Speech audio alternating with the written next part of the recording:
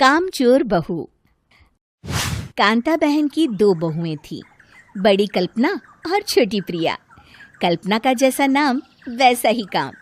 सारा दिन कल्पनाओं में रहती, ना कोई काम करती ना कोई धाम। अरे कल्पना बहू, जरा अच्छी सी चटनी पीस दे, आज कुछ मजेदार खाने का मन है। पेट में जलन हो जाएगी माँ जी बुढ़ापे में, और वैसे भी मेरा काम करने का वक्त शाम का है, अब प्रिया को ही बोल दो। इतना कहकर कल्पना वहां से चली जाती है। कांता कल्पना के ऐसे रवैये से काफी परेशान रहती हैं। मैं बना देती हूँ माँ चटनी। ऐसा बोलकर प्रिया माँ को चटनी बनाकर प्लेट में खाने को देती है कि तभी वहां कल्पना आ जाती है। अरे वाह चटनी, जरा चख कर तो देखूं, बड़े दिन हो गए। अरे नहीं बहू, तू तो रहने ही दे चटनी खाना, पेट में जलन हो जाएगी।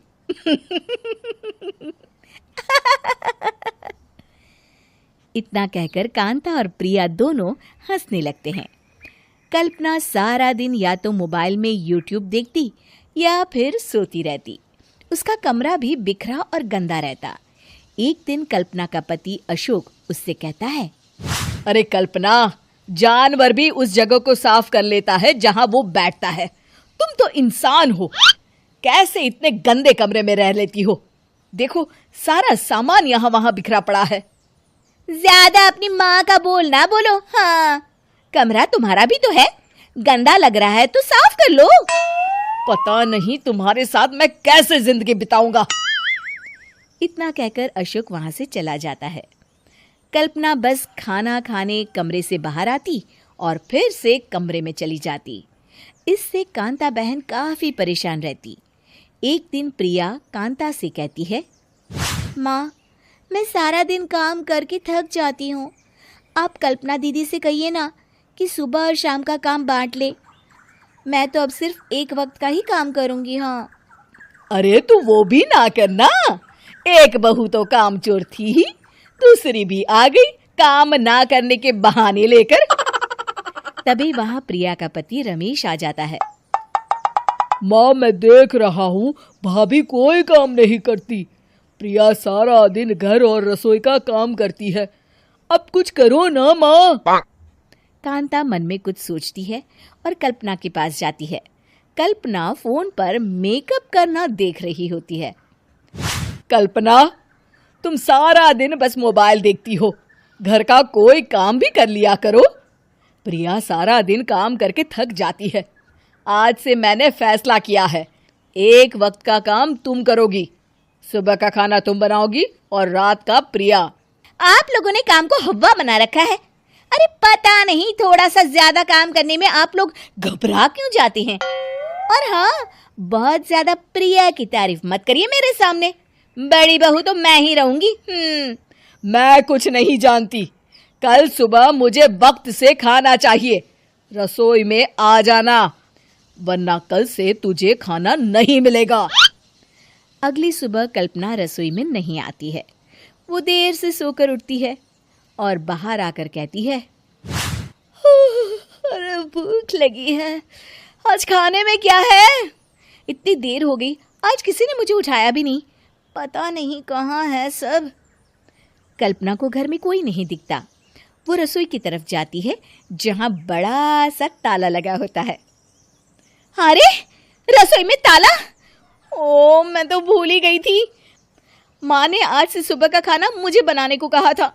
हे भगवान, इतने लोगों का खाना बनाना क्या आसान है? तभी घर के सारे सदस्य बाहर से वापस आते हैं। वाह माँ जी, मजा आ गया छोले भटूरे खाकर। मेरे मुंह में तो अभी भी स्वाद आ रहा है। अरे कल्पना, तेरे भरोसे रहते तो हम तो भूखे ही रह जाते। कल्पना को बहुत गुस्सा आ जाता है। अब बहुत हो गया, आज से मैं अपनी रसोई अलग कर रही हूँ, मैं अपना खाना खुद बना लिया करूंगी। कल्पना अपनी रसोई अलग कर लेती है, पर आए दिन उसका देर से उठना और काम न करने की आदत से वो भूखी ही रह जाती थी। उसी के सामने घर के लोग अच्छे अच्छे पकवान खाते और कामचोर कल्पना को जैसे तैसे ही खाना बनाकर खाना पड़ता। पर एक दिन तो हद ही हो गई। माँ, दीदी आज सुबह से कमरे से बाहर नहीं निकली, हमें जाकर देखना चाहिए। सो रही होगी कामचोर कहीं की, पर तुम कहती हो तो चलो देख लेते हैं उसे। कल्पना कमरे में पेट पकड़कर बैठी होती है। हाय मेरा दर्द, पेट दर्द के मारे मर रही हूँ मैं।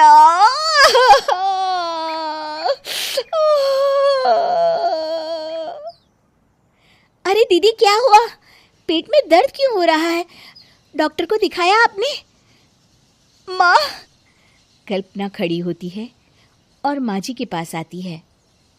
मुझे माफ कर दीजिए, अब से मैं सारे काम में मदद करूंगी, कभी आलस और काम चोरी नहीं करूंगी। हाँ हाँ, वो तो ठीक है, लेकिन अचानक क्या हो गया जो तू काम करने को तैयार हो गई? कामचोर कल्पना। माँ, लगातार बासी और उल्टा पुल्टा खाना खाने के कारण मेरे पेट में इन्फेक्शन हो गया है। काम न करना पड़े इसलिए मैं 2 दिन का खाना एक दिन ही बना लेती थी।